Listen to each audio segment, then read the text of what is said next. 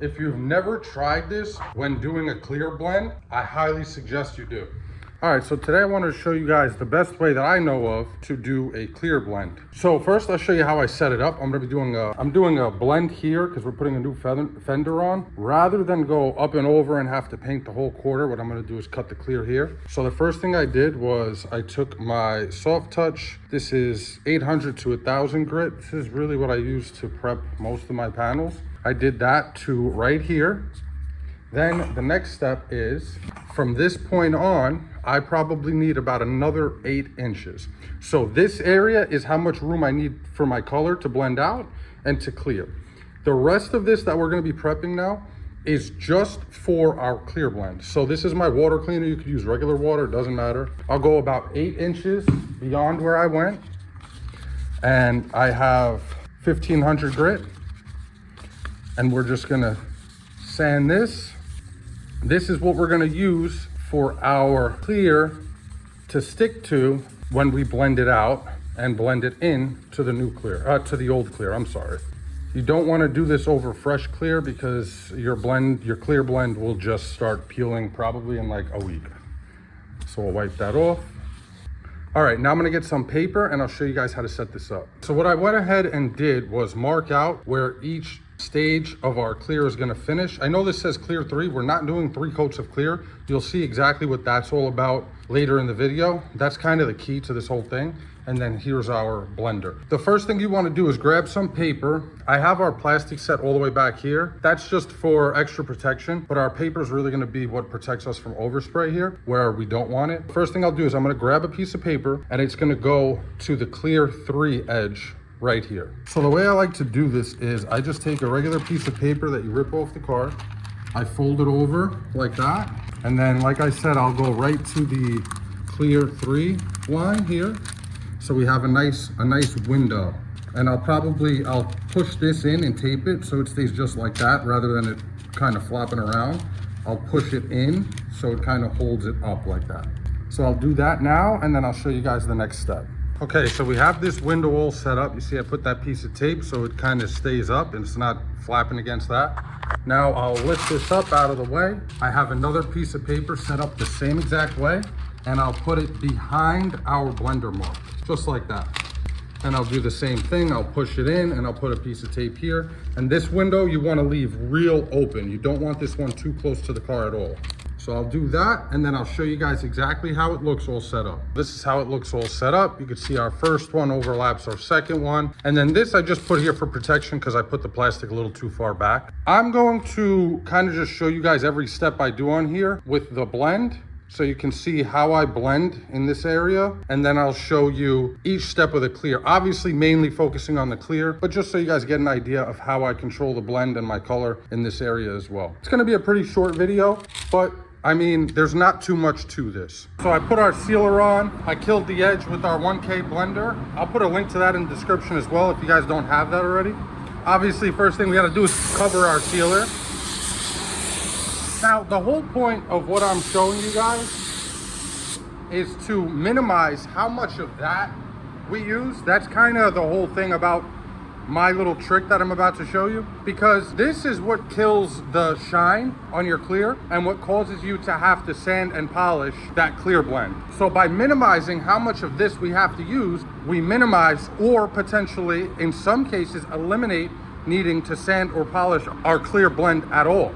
All right, so that's our first coat. We're gonna do 3 coats. We'll do 1 more coverage, 1 blend out, and then I will show you guys exactly how to handle this. I don't think I'm gonna show you guys the blend. Obviously, if you're looking to do a clear blend, if you're trying to learn a better way to do a clear blend, you already know how to do a regular blend. You just wanna keep your color below that first coat of clear because you're gonna have less and less clear as we move up the panel. And if you do have to sand it, you don't wanna run into your color. So just keep your color below wherever your first coat of clear is gonna stop. So I'll get this thing all based out and I'll pick you guys back up when we're ready to do our clear blend. I wish I would have made the last video on this car instead of the Honda because it's so easy to see with this color exactly what I was trying to show you guys yesterday. So watch.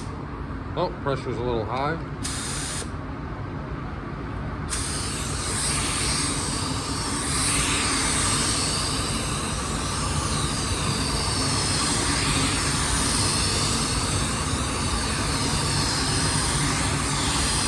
See how slow I'm moving?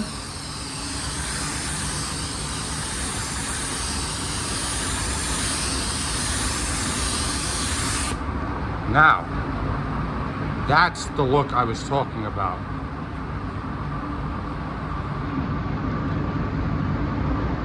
I guess instead of saying it looks like suede or you want it to look like suede, it's more like a velvet. But yeah, in regards to yesterday's video, that's the look you want on your drop coat. All right, obviously this is my last coat. If I'm doing a drop coat, I'm gonna pick you guys back up for our first coat of clear. All right, we're ready for our first coat of clear.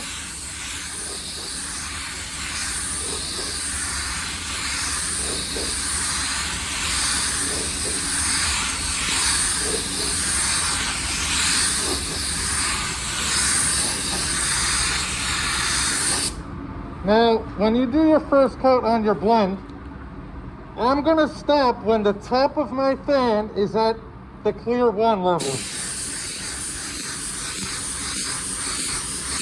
That's it. So you see I have a nice soft edge right at that line. All right, I'm gonna go mix up more clear and throw my second coat on. And then we're gonna do the same thing, but we're gonna stop right at the clear 2. While I'm mixing up my second coat, 2 things. One is I just want to explain to you guys real quick why we're layering our clear like this. It's basically to go from a thick edge to a really fine edge. This way there's minimal, if any, work needed when the car is done.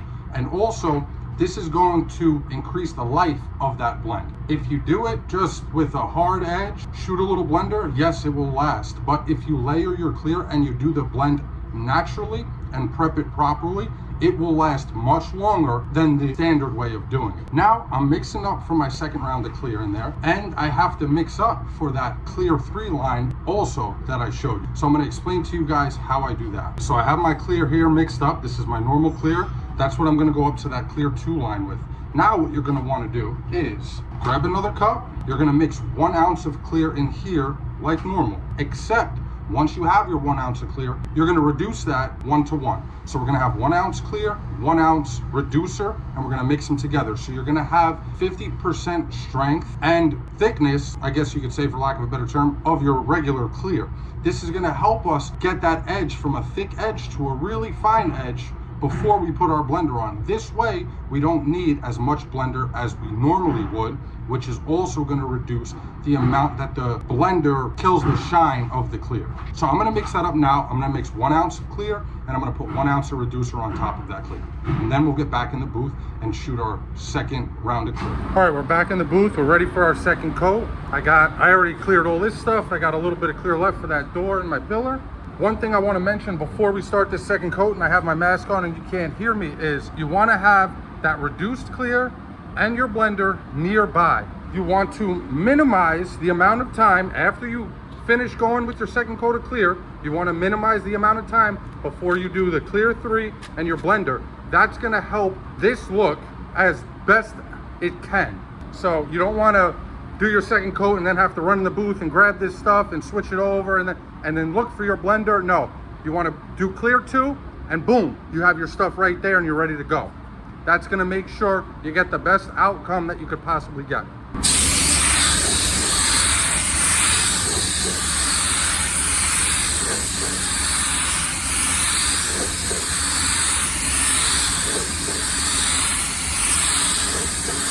Man, I love this gun now.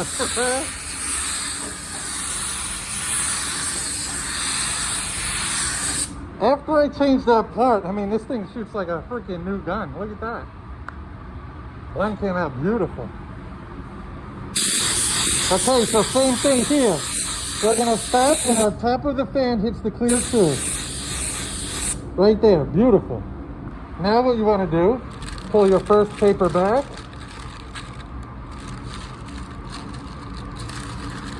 Just like that. And I'm gonna switch over this right now. All right, we have our 50-50 reduced clear in the gun. I lowered our pressure to 15 PSI. And I want, again, the top of the fan to stop at the clear 3. That's it. That's all you're gonna do. All right, now we're gonna grab our blender, Shake it up. This thing's almost empty. And all we're gonna do is go over right where we just finished. And that's it. Now we're gonna set this thing to bake, and I'm gonna show you guys how it looks directly out of the booth before we do anything else to it. If we have to do anything else to it. All right, here's our finished product. Check that out, guys. You can't even see where the blend is. I don't know if anybody's ever shown a better method on YouTube. I learned this from an old school guy. I mean, we literally don't even have to touch this. It's done. Hopefully you guys got some value out of this video. If you did, if you enjoyed it, please consider liking, maybe subscribing. I'd really appreciate it. It means a lot to me.